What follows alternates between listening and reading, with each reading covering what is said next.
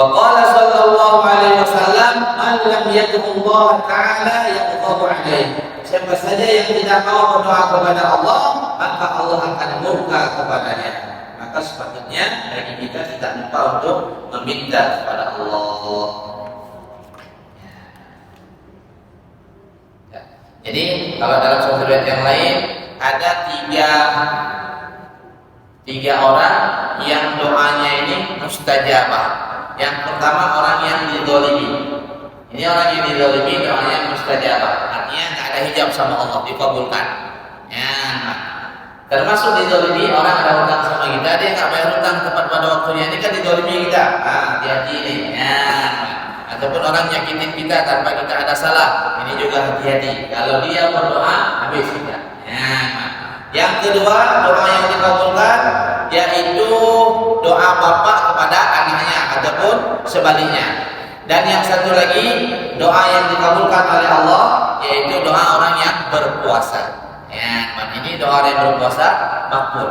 Ya, gak ada hijab sama Allah. Makanya kita kalau berpuasa, ya banyak-banyak doa sama Allah. Kalau dalam riwayat hadis yang lain dikatakan musafir. Musafir ini doanya juga makbul.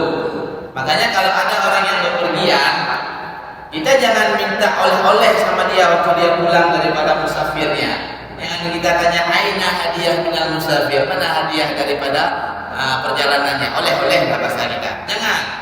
Nah, tapi kita lihat ada orang bepergian, titip doa sama dia. Tolong doakan saya ya, tolong doakan kami yang tak pergi supaya Allah mudahkan kehidupan kami. Seperti itu dia. Ya, boleh menitip doa sama orang lain, boleh. Nabi sallallahu alaihi wasallam tatkala Umar radhiyallahu anhu mau pergi umrah, Nabi kan di Madinah. Apa kata Nabi? Wahai Umar, tolong doakan kami, kata Nabi. Sayyidina Umar senang kali.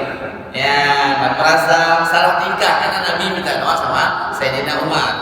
Dan juga Sayyidina Umar pernah dipesan sama Nabi, kalau kamu jumpa sama Uwais Al-Qarni, minta doa sama Uwais Al-Qarni. Ya, gitu. Kita gitu juga, kalau jumpa sama orang soleh, jangan minta duit, jangan minta macam-macam, tapi minta doa mereka. Ya, boleh.